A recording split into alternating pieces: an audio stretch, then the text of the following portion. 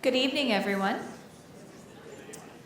Welcome to Dance Talks, and I would like to welcome you all to Dance Talks. I'm Angie Lane. I'm the Chief Development Officer, and we're delighted to see such a great turnout tonight for our Dance Talks for Tutu.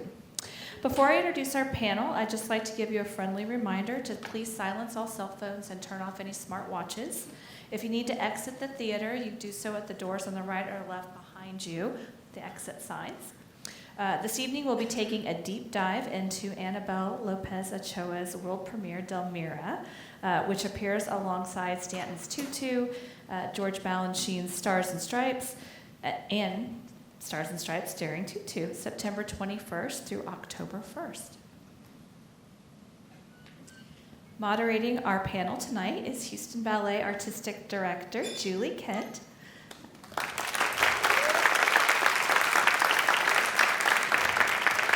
We are so pleased that Julie joined the company as artistic director at the top of this season. Before making Houston home, she danced with American Ballet Theater from 1985 to 2015 and is the longest-serving ballerina in the company's 84-year history. From 2016 to 2023, Julie served as the artistic director of the Washington Ballet, where she brought important classical and contemporary masterworks into the repertoire, commissioning over 26 world premieres. Thank you, Julie, for being here tonight.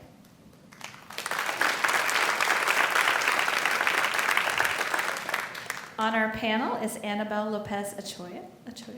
Annabelle is the choreographer behind Houston Ballet's latest world premiere, Delmira. She is a highly sought after and award-winning choreographer who is mostly known for her narrative works. She has created more than 100 works for 74 dance companies around the world, such as the Dutch National Ballet, San Francisco Ballet, New York City Ballet, and more. Welcome, Annabelle.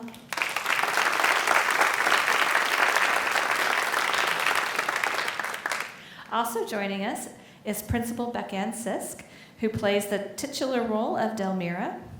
Beckanne began her ballet training with Longview Ballet Theater in Texas at the age of 5 and trained at the Rock School for Dance Education and Ballet West II before joining Ballet West main company in 2011, where she was principal from 2015 to 2022. Beckanne joined Houston Ballet as a principal dancer in August 2022. Thank you, Beckanne.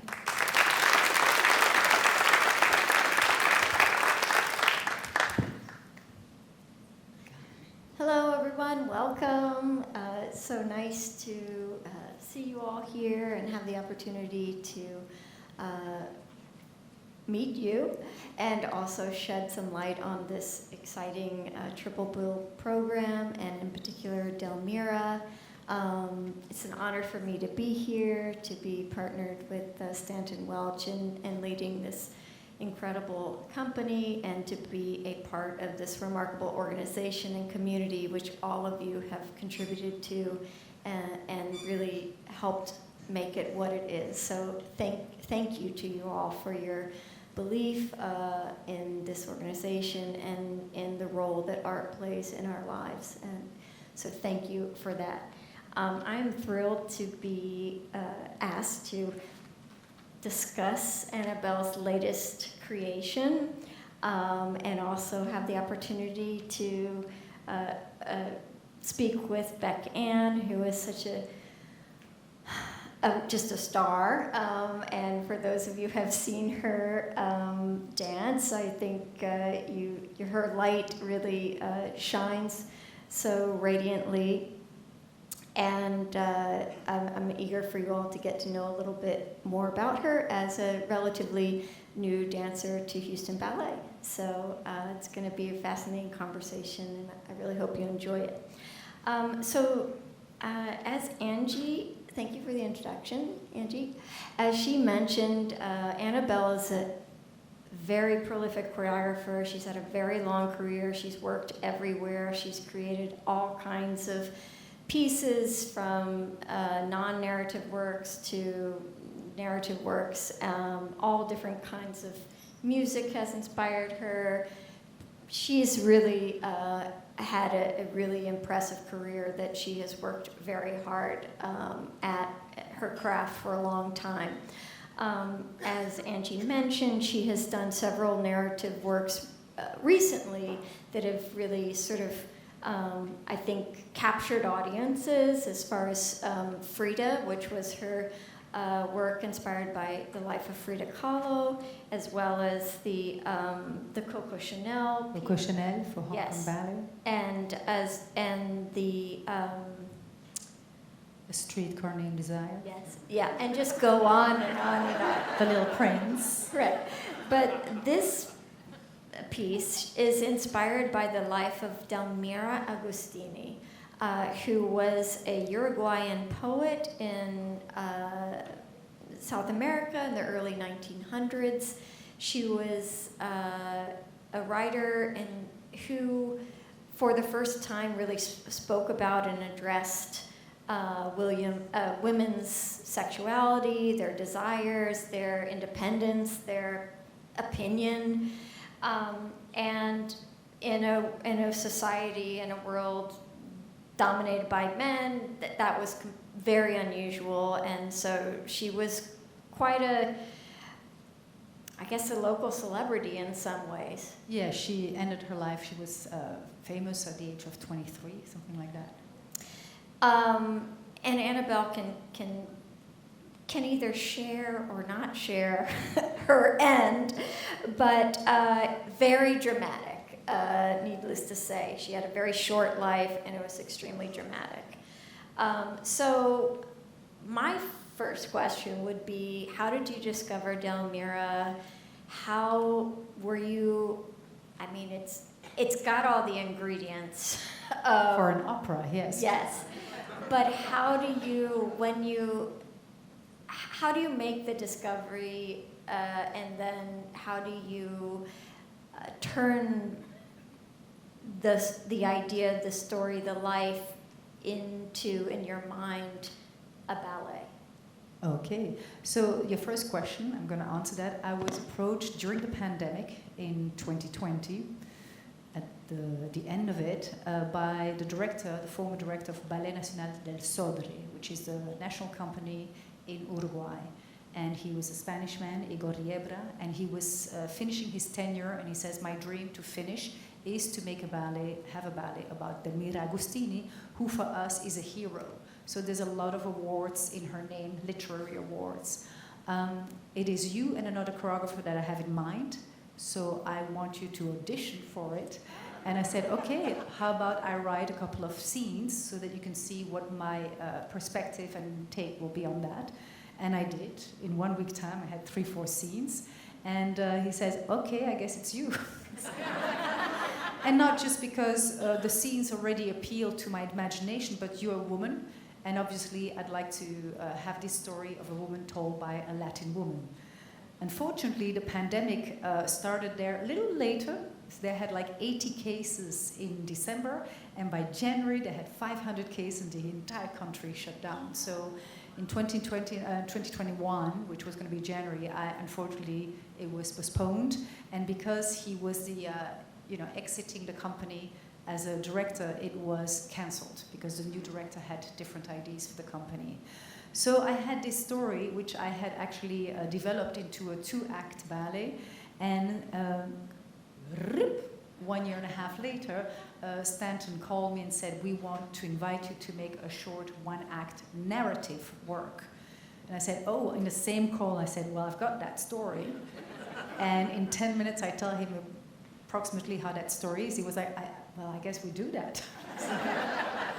And so it was going to be a 1-act, and I knew that there was Midsummer, and I knew that there was the Balanchine, so it was quite packed. And I thought, well, maybe the 1-act, instead of 45 minutes, should be a 30-minute ballet. And so, like from the beginning, I thought that I wanted the audience to experience a poem. So when the curtain goes up, we need to feel that it's in the land of imagination. And so I only have 3 main characters that are real, which is Delmira Agustini, her husband Reyes, Job Enrique Reyes, and her love interest, It's always good. A triangular relationship is always good.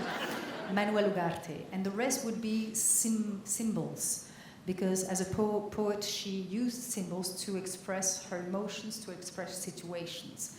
And there's one poem that really inspired me. It's about a lake and a swan in it. Swan Lake. Before that. And so, yes, I have these characters that are facets of her. So we've got 4 swans performed by male dancers. And they represent her inspiration and the fact that I feel that as an artist, once you go into your imagination, you're in a different time zone. You go in and suddenly you wake up, you're like, oh, wow, 2 hours have passed by. So they're constantly lifting her into this higher grounds. Then we've got on the opposite side, society, which is the ravens. They come and bring her back to reality, and they represent the squareness of the society she lived in. She lived in a very conservative family and very Catholic, and there were a lot of rules, and she was brought up very protective by her mother. She did not go to school. She was homeschooled. She could play piano at the age of 10. She could speak French very early. So she was a very smart kid, but she was protected by her parents. I didn't want to have father, mother, and I just decided to have ravens for that. Then I have the butterfly, and the butterfly represents the freedom that she's longing for. The freedom as a woman to be able to take her decision, but also the freedom as an artist to express the way she wanted to express herself. And then we have the book ladies. And the book ladies, I kept seeing this image of dancers with a pile of books on their heads. And I kept saying that to the set designer, Christopher Ashe, how are we going to make that happen? And they are there, they are almost like the Greek muses. Their hair is down and they're dressed like a Greek lady, and there are her writings and the eroticism that were in her writing. So they represent femininity.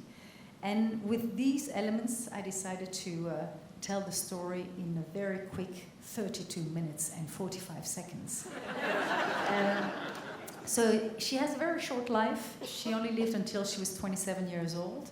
And so each scene presents a character, and then by scene 4 and 5, that's when the drama comes in, and we have 7 scenes. So that's in a nutshell. Bravo.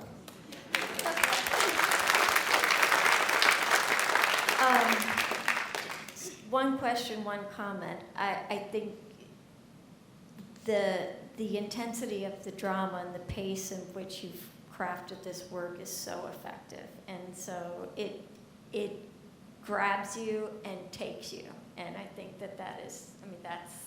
that's really it, in telling a story. You have to be captivated and then taken along, and it's really done so well. My question is it often that people have asked you to audition to do a story? I've never heard of that before. This was the first time. Okay, well, I'm glad to hear that. The other choreographer was Goyo Montero, which is he's a Spanish choreographer, and they knew each other.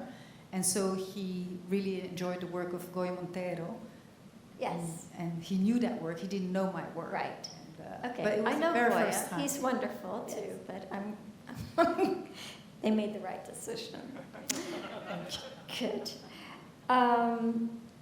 So Beckanne, I would love to hear, first of all, I'm sure I met Beckanne in 2017 when the Washington Ballet, either 2017 or 18, was invited to Ballet West as part of a program celebrating women choreographers and women in leadership roles in dance. And so I brought Washington Ballet out there, and we did a piece by Gemma Bond that I had commissioned that year, and I met Beckanne, and I thought to myself, oh, she's so lovely. I'd love to work with her one day. And then here we are. So, but I'm not that familiar with your repertoire up until this point. So I'm curious about your experience in the creative part of a narrative. Often as ballerinas, we take on the roles that have been danced by generations of dancers, and you're always trying to not only honor and respect the footsteps of others, but bring it to life in a way nobody's ever seen or felt before. So that's the challenge. It's a wonderful challenge, but bringing to life, like actually divining what Annabelle wants, like trying to understand her, what she has in her head, and then bring it to life with your own instinct, intuition, and voice. I mean, it's such a magical process, but I'd love to hear you speak about that, and in a way, how it's different when you're actually telling a story as opposed to just being a vehicle for the music or the steps or a completely abstract piece. It's a different process. It's very similar. I mean, similar, but there's some nuanced differences. Hello. So let's see where to start. With this process with Annabelle, it has been really lovely because I feel that the way that you choreograph, she comes in and she knows exactly what she wants. And well, it's like you say. It looks like that. She says, give me something. I want something like this. But the way that you explain it is so clear.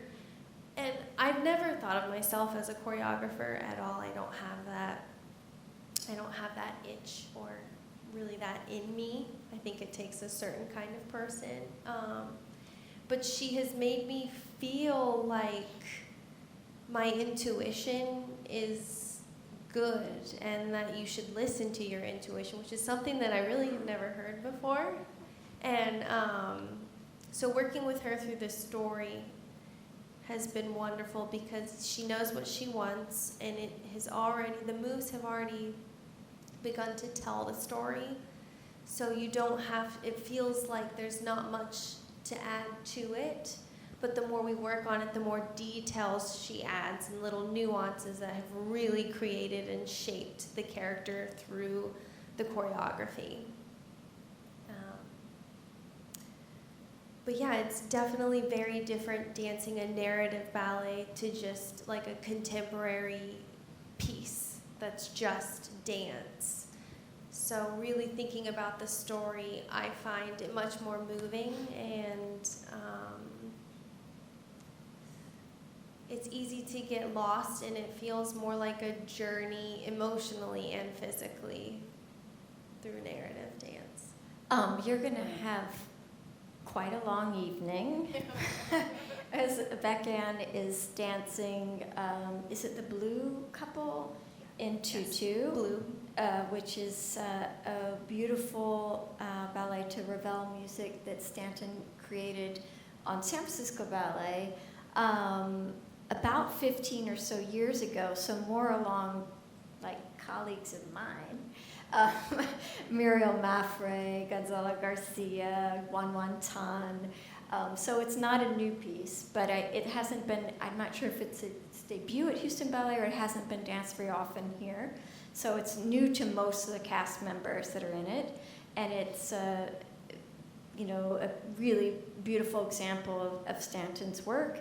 And then on the tail end of the program, you're dancing 2 roles in Stars and Stripes. So you're going to have like all your artistic muscles are going to be flexing. Yes. But it's a joy for the audience to really be able to experience you in these 3 very distinct works, where they'll really get to see all the facets of you, shine. In the first week that I was here, I found, because I keep researching even when I'm at the ballet, I found a beautiful text actually explaining the story in a newspaper.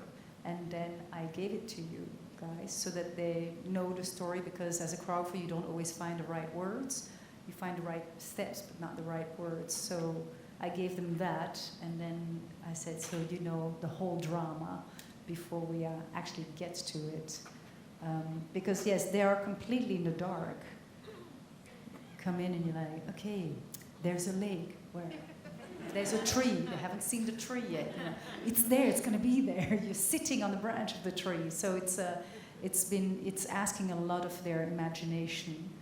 And you know, I'm hoping, and I really, you know, I have to say kudos to the music, the composer, because he's really pushing each scene and each character to dance a certain way, and that's been beautiful to see how you react on the music. So you bring up such an important part of the creative process, and I think it's important for the audience to know that when you see the premiere, we're seeing it too, right? So we have not, they've had costume fittings in the wardrobe room, but we haven't seen the costumes on all of them yet. We don't know what the set looks like, or the lighting, or how the music's going to sound coming from the orchestra. So there's so many unknowns, which makes it so exciting and risky and wonderful, and all of you know, the energy that makes our art form so rewarding and inspiring. So tell us a little bit about that process of working with how you found your designers, from the costume and set and lighting, and I know from my experience with you, how creative you are on any size budget of how to make the stage come to life, not just with steps, but with other kinds of visuals. And so share a little bit about the collaboration. Collaboration. So for the music, let's start there. Because it is set in Uruguay, it's a country that's next to Argentina. Tango is the national dance. And so I thought, okay, tango means bandoneon. Who can also compose that? I met someone 2 years ago as I was doing Botero, which is another full-length narrative in Colombia. I met Juan Pablo Acosta, the composer, and he gave me at the time 2 beautiful tangos in that ballet, and I thought I have to ask him. And so I usually write the script, and then I send it to everybody, the composer, the set design, the costume design, and then he, together with me, we developed the scenes, because he's a guitar player in a band, so his compositions are very much like songs, and I had to take them apart and say, no, this has to be like one big poem with different paragraphs, and not song is finished and you close it every time. So, but he's coming next week, he's going to be so moved. So yeah, there's going to be bandoneon. As to the set and the costumes, I had worked with Christopher Ashe and Mark-Eric Rodriguez on Doña Perón, another full length that I did for on the life of Evita Perón at Ballet Hispanico, and I really enjoyed the collaboration of that. So together they did come every week to the rehearsal room to watch, and we built watching the material. And so I felt very comfortable with both of them, because they think conceptually more than just, oh, I need a sofa. And so I wanted, as the curtain would go up, I said I wanted to look like a painting by Salvador Dali, based on the piece that I made at Washington Ballet in 2019, where we had a tiny little tree. It was a very beautiful tree made on a very modest budget, but it was gorgeous. And these trees are slightly more expensive, more three-dimensional. And yeah, with Mark-Eric also, you know, we collaborate from the beginning. What is the color of inspiration? We looked at old pictures of her, because Delmira Agustini is a real person. So there are some pictures of her, and we guessed what color she would be you know, wearing, and that was green. And we have a butterfly, and that's yellow, because, yeah, colors are very important for me. And so that's how we developed that. And here we have the light designer, Solomon, who Weisberg, who from tomorrow morning at 8 o'clock we're starting to put some lights on all those different scenes, and hopefully we can bring a beautiful poem to life. Very tragic poem, unfortunately. So we'll go through different colors, and but there's going to be a lot of beauty within that tragedy. Beautiful. So I guess you have to come to see how it ends. I'm going to tell you. So I think, challenge is always, like, everyone's got a mountain to climb, right? And so it's all about, first of all, who you're climbing it with and the view when you get to the top. But embracing the challenge and identifying that it exists is also an important part of the process. So I'd love to hear from both of you about, and it doesn't even have to be specific to this piece, but in general, I think, everyone, all of us in this room in the world, copes with challenge. So what are the challenges that both of you face in your work, and how do you, what are the ways that you successfully navigate them, and what are the ways that you have not found that path forward, right, where you hit the wall? I mean, what are your mechanisms that will give us some insight? So for me, as a choreographer, for me, my dream is when I watch my own work and I feel that I disappear. It looks like the dancers have created the work themselves. That's when I'm happy. When I see my steps, I'm very quickly bored. I'm like, why don't I take the freedom? Just fall out of this. And it's not just setting a work, it's also telling why we're setting the work, who they're representing, but also that they have to own it. And at some point, I don't exist anymore. It's your piece. So if you want to change some things, go ahead. Don't feel trapped. But take that decision. And that's why, when we're in a creation process, I wish that dancers would speak more and say, yeah, but it feels really uncomfortable. Okay, let's change it. I'm not married to those steps. I'm married to the emotion that I'm looking for. And as a choreographer, our medium is movements, but we have to talk to each other, and finding the right words so that they understand what they have to portray and who they're portraying is sometimes really hard because it's confusing. So that's the challenge, conveying an idea and then being very specific about it, and then at the very end say, but do whatever you want. It's very strange, and hoping that once they're on stage, they feel free because they're not attached to the steps, they understand why those steps are there. And then they're not afraid of, oh, but if my turn doesn't work, well, no, it's not about the turn, it's about freedom, it's about an energy. One day it's one turn, the other day it's going to be two turns, doesn't really matter if it's an attitude or here. So it's, that's why I think a lot of choreographers secretly, they hope that the dancers put us aside once they come on stage. So now you know. That's very interesting. Before we get to Beccanne, I just have to comment. Well, that's music to my ears as a dancer. What I'm hearing from you is ownership and trust. And I, in my experience, very few choreographers have really trusted the dancers enough to say, it's yours, and bring it to life. And so you feel very constrained by, if it doesn't look exactly like this, then it's yeah, but not you have the yours. steps, but sometimes dancers wander around and they don't tell the story. Yeah. And then you have to bring them back and say, no, that's too many accents. Now you're doing another ballet. And that's why during the the process, I changed the couples. Because I had the impression I was seeing a lot of other ballets. I was like, you're too used to dance with each other. Let's mix and match. So that was a part of the process to get there.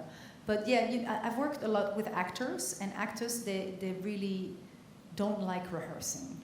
They want to talk the whole time. So you come at 10 o'clock and I was ready to rehearse. They have their coffee and they talk about, a version of the story that they're going to do. And then when they're on, they don't want to be on the stage or on the studio space, because they are afraid that if they practice over and over again something, they're going to repeat during the show what they've practiced. So they just really want to make sure what does your character want there. Then they can repeat it every time. Dance is the complete opposite. They want to practice until they don't have to think what the exact same step that's going to come out. And sometimes in performance, they're like, oh, it was a bad show. I'm like, no, it was good. Oh, but I missed this. And I was like, I don't care that you missed something. It's, did you understand? Did you convey the story? Then the audience is moved by that. So it's a shift that, because I've worked with actors and dancers, I'm trying to navigate both. I know that they like precision, and then I want the acting. But in the acting, it's a different part of the brain that works. So, Beckanne, tell us about challenges that you face in your approach, mechanisms, things that you've learned, and to date. I'm sure there'll be many, in 10 years we'll have a different conversation, but let's talk about. Something that just popped up because working on Delmira, I find that it's been challenging finding emotions other than happy is easy to portray and convey, and then sad is also very easy. And finding, how to portray boredom and angst, and more internal, as Delmira sort of is, has been difficult to try and navigate and figure out, because it's so easy to smile and it's very easy to furrow my brows and be sad. So finding the different depths of the character of Delmira and portraying that has been a challenge that I'm navigating. What I have found, my biggest challenge when I was having my career was my first biggest challenge along those lines was dancing Manon. So I danced Giselle and I danced Juliet, and it was like, what's not to understand about those two characters? Very, very clear. But Manon here is this very complicated character, and what I found in what you've described is that I found the keys, right? You find the little keys that unlock the range, and then you know how to find them again. And so basically this will open doors for all the roles ahead of you. So it's the view from the top of the climb is great, and then it allows for you to get to even greater heights. So it's going to be fabulous. I think also the difference between Swan Lake, those are stories written with a very clear dramatic line. Delmira Agustini is a real person, so the drama is not so clear. And how we communicate with each other, there's a lot of subtext. You can say, I love you, but actually ask, do you love me? So I love you because you're hiding, because you just had an affair. So it's the human, the real story characters, the real characters are a little more difficult to pinpoint as to you. So this character she's being forced in a wedding, and all the guests are there. And she's not allowed to show that she doesn't want to be there, but you guys pay the tickets to see that she doesn't want to be there. So we have to show that she doesn't want to be there, but the guests are there. So it's very hard to not go suffer and play like the weather, like it's a French expression, like the weather is really fine in front of the guests, but I don't want to get married. So that's been the challenging part also for me as a choreographer. How do I show it? Both nuances, the storm that's happening inside of her, and at the same time she's got to be there at the altar, because that really happened. The day before her wedding, she did say to her mother, I don't want to get married, this is wrong. And her mother said, we paid for the wedding, what are people going to think? And all our neighbors, you're going to get married. And it seemed from the writings that everybody at the wedding knew she didn't want to get married. There was a weird atmosphere. There's one picture, everybody's like this. That was the wedding. And then just when I finished the 3 weeks, I found another YouTube video where she said that she wrote a letter to her love interest saying, I was looking for you the entire time during the wedding. I was just hoping that you would look at me the whole time during that. It must have been a horrible wedding for her, like a nightmare wedding. And for other people, it was a happy event. So those are very intricate and complex. I love it. I just love when it's so difficult to express. And yeah, it's a challenge, and it is hard. So we still have 2 weeks to find it. So share a little bit more about how, and because this is not the first time that you've told the story, either literally or not literally, of a real person. The Salvador Dali, the delusional beauty that you created for Washington Ballet, Frida, Perron, Coco Chanel, etc. So tell us how, the intersection of dance and literature and history, like, why is it important, and how come it's so captivating? First of all, I've done a lot of narrative about women, actually only about women.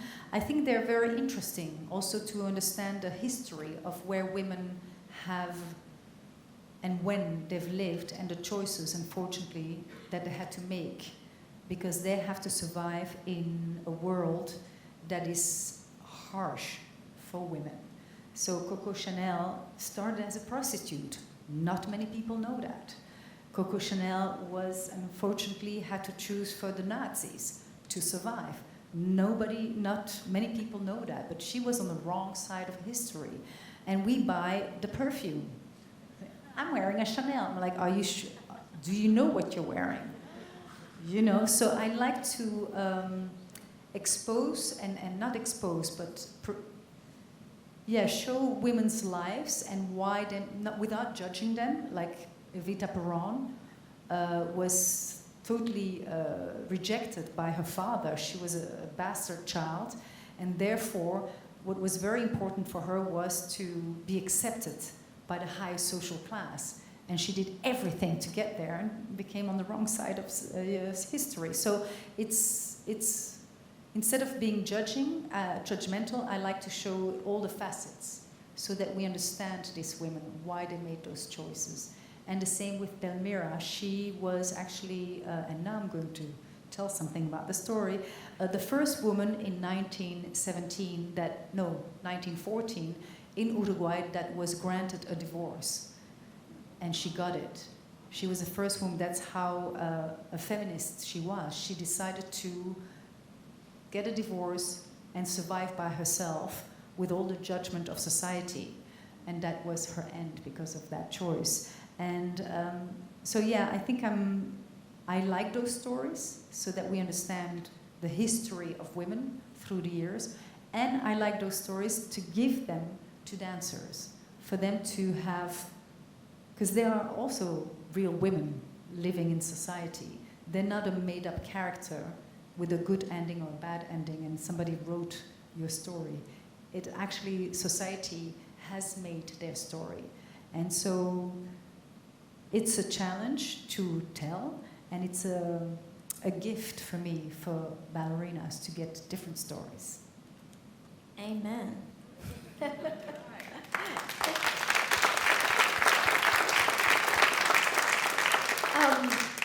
happy to open the questions from the audience if anybody would like to ask. I'm sure there's quite a few, so Jasmine's going to help us with the microphone. Hear you. Yes, she's going to. Ladies first. Do you have personally a dancing or ballet background? I do. I was trained in the Vaganova technique at 7 years at the Royal Ballet of Flanders, and then I went to contemporary theatrical companies in Germany, and then I did 4 years with a modern jazz company, and then I did 7 years with the Scapino Ballet in Rotterdam. So I know how to dance on point shoes.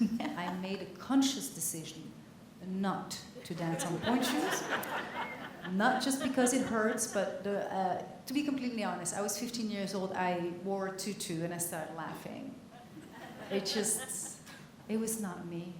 It was just not me. I love dancing and you know, portraying different kinds of women, but I'm not elegant. Just not me. So, yeah, much more grounded. So yes, that's why I became a contemporary dancer, because I just couldn't relate. Thank you. Annabelle, just out of curiosity, in terms of the creative process, do you find it harder or easier to portray a character that has a more limited preconceived notion from the greater public? No, it's not harder, but I did think of that. Nobody knows Delmira Agustini, so I have to be very clear who she is. And I didn't want to make it anecdotal or literal, but I wanted to be very clear what is her energy. And then the second scene is the energy of the husband and why it works together or not together. So I'm being very clear. I want to take the audience by the hand. Of course, like in a poem, there's some symbolism where you will have a different interpretation of that symbolism than this lady here, with any poem that happens. So that is still a little bit vague, and I want that symbolism to titillate your own imagination. But no, it hasn't been hard. I did make it very clear that half of the ballet is actually explaining who the characters are, and half of the ballet is the drama.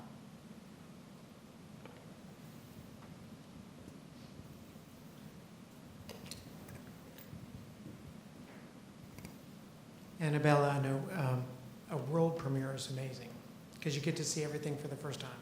It's scary. The music you picked is a tango, which I think of as a male aggressive dance form. Aggressive, no. It was a dance form that was danced by men after hours, and it was danced by the slaves. It's a male form.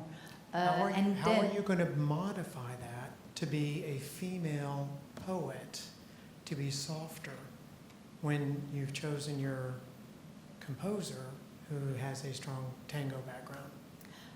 Yeah, so it's not tango music, it's bandoneon. So there is maybe a soft tango, but it's just ballet music with the bandoneon as the instrument of Uruguay. So there's no da-dum, bum, bum, bum. There's none of that, except in the wedding, when she's got all that turmoil, then we go dark and dark. But it's quite romantic, the music. It's very dreamy and melodic. It's her world. So no, it's not, it's, yeah, the bandoneon that I wanted to be represented there. It'll be lovely to watch with the lighting and the costume. So. Yes. There are some questions on this side. Anybody else? All right, I'm typing as fast as I can. Yes, the music will be live, and the bandoneon player is coming from New York.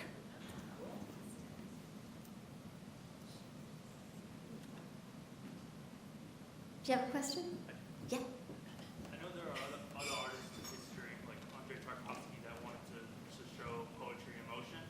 so I was wondering how your creative process is. So that everybody can hear us. I know there are other artists in history that wanted to portray poetry in motion, mainly Andrei Tarkovsky for cinema, wanted to portray a poem in a film. What is your creative process to portray a poem in a dance? So the piece is not a poem. The piece is the life of Frida Kahlo, another lady, of Delmira Agustini. So it is her life that you will see develop, but with the symbolism of poetry. So I did not take one poem and then say, put that poem there. I just, like, ravens, there's trees and paper, there's wind, there's all of that those symbols come into her poetry. So I've used those symbols to tell her life. So it's quite clear what is happening. There's even a soup bowl. There's a soup bowl. Oh, yes. She serves soup. Yes. She's a I good saw- wife. Yes. Serves the soup. Yes. That one is very literal, yes. Yeah. My Yeah, I desi- think it feels to me, and again, we haven't even seen, these are like the bones, just the dancers without all the, but it's like it's all the perfume and all the inspiration and all of the layers, but it's very clear, but it's not literal. So you can see the poetry, but not necessarily a poem, right? Yeah. Hi, you mentioned it earlier, but why is color so important to you? Color's energy. Maybe because I'm Latin also. And I'm always dressed in black. Oops. No, I have a lot of ballets with a lot of colors, especially a lot of red. I don't know, it's just visually, I like enticing images visually. I'm not the choreographer that's going to do something with only black costumes, except the one at Joffrey Ballet, Mamatus, which was about black birds. But otherwise, I always have colors, yes. Hi, Annabelle. If I understood you correctly, you cut down your original vision from 2 acts to 1. Yes. 45 minutes to 30 minutes. Yes. You left more than 50% of your vision on the cutting floor. Yes. Will we ever see a director's cut, so to speak? Or your full entire vision? That's what I'm asking.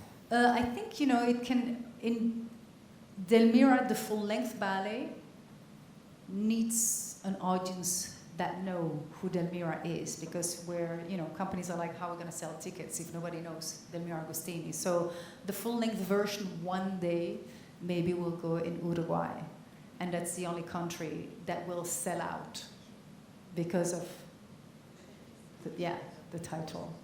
So I think this piece is safe in a triple bill because it titillates your curiosity. What is Delmira? Is that a name? What is that? And then maybe you go home and you'll read one of her poems. But there she's really emblematic. With the Frida Kahlo piece, did you start with the 1 act and then expand, or vice versa? Yes, I was asked, same as with Stanton, to do a 1 act.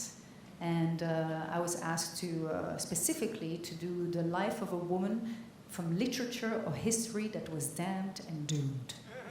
I still have that email. And Tamara Rojo had sent me, like Medusa, Annabelle Lopez, good story, Annabelle Lopez, and all this. And for like a couple of months I was thinking, and I kept thinking Frida Kahlo. So I wrote her back and I said, well, it might not be, the thing in London, but Mexican painter Frida Kahlo. And she was like, oh, I love her. So that's why in the end we did Frida Kahlo. And 10 days before the premiere, I went to her office and I said, this piece should be a full length. There's just too much to tell in such a short time. And then, 4 years later, my dream came true with another company, a Dutch National Ballet. It became a two-act ballet. And we just performed it in Los Angeles. Bravo. And so did you amend the 1 act Did you adjust it? So they're like two different works, or is it the same work with a previous? It's the same work that is pulled apart because you have she's born, the accident, the paintings, the death. So in one act I had to put the death at the end and the paintings in the beginning. So So you had I've expanded it, Yes. and then you contract it when it's one act. Yes. But, okay. But all the original material is there. It's Is there, just yes. there's more. There's more. Beautiful. Great. Can you tell us about the importance of lighting in your particular rendition of this character? The importance of what? Excuse me. Lighting. Lighting. Ooh, we're going to start tomorrow morning. The beauty about, so Solomon is here to do the lighting, but actually he collaborates with Christopher Ash, who's doing the set, who's normally light designer and set designer. And he has this amazing program on his laptop that he can already show the lighting, what it's going to be. So we've got already the moods. It has to look like a beautiful painting. So we're working with a Sisk, and we want different colors for each scenes. So it's going to be a lot of colors, yes. It's going to set the mood very much.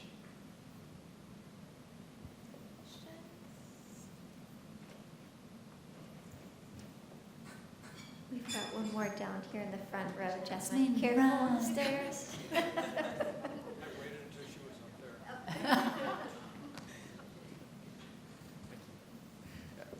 Thank you for being here, Annabelle. Question, two questions. You've been creating works for a while all over the world. What made you finally come to Houston Ballet? And secondly, now that you've worked with the company here, do you see yourself creating more work here? So the first question, why now? It's you get invited or not invited. So I waited my turn. I took a ticket, number 792, and so I was finally invited. So it's not up to me to knock on doors. And yes, I mean, this is like, they're the Cadillacs of the dancers. They're gorgeous. It's the dancers, their ethics, they really work hard. It's not just marking around. There's always a second cast and third cast. All of them are working. All of them can go on because they know that there's a lot of injuries. The beautiful premises. I mean, these studios are amazing. The daylight that you get, the space that you get to see your work. That's such a beautiful environment for dancers to grow in and to hone their craft in such an environment. So yes, I want to come back, but it's not up to me. Stay tuned.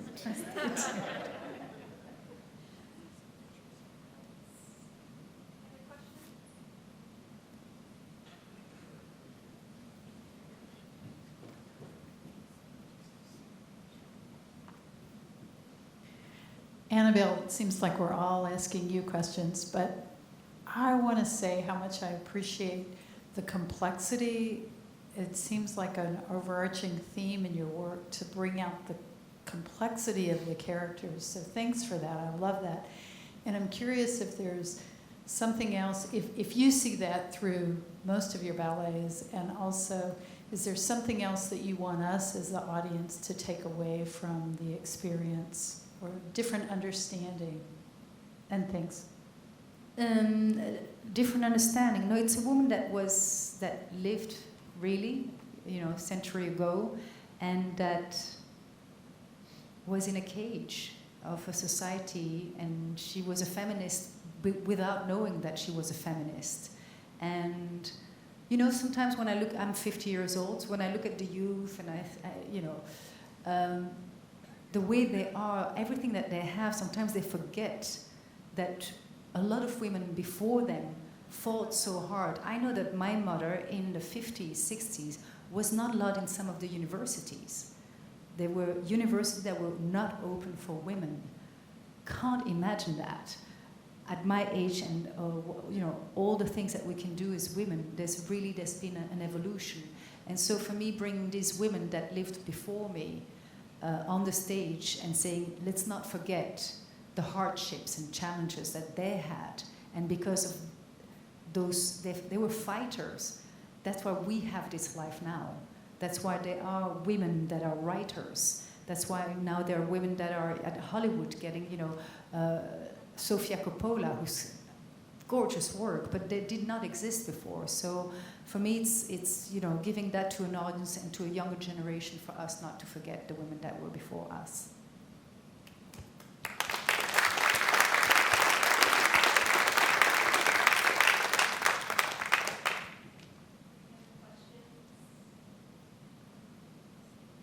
Great. Well, I think we can just wrap it up then.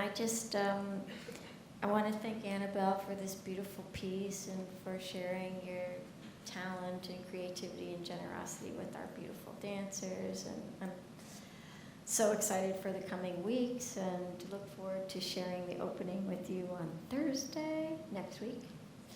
And thank you, Beckanne. She's been dancing since 10 o'clock this morning through all the repertoire, and I'm sure she's very tired after a very long weekend opening. So thank you for being so generous and open with your time.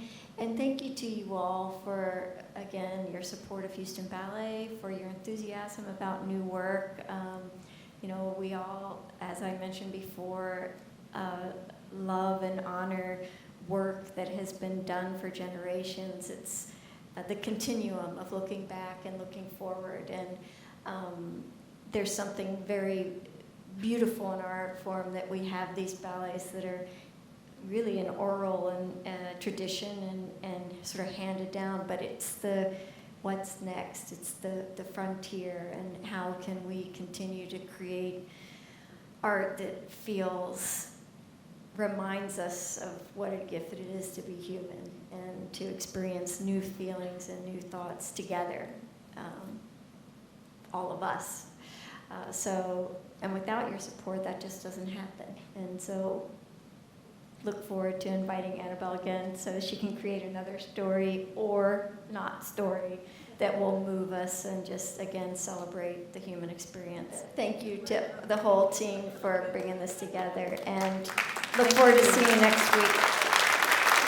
Thank you so much, everyone, for being here.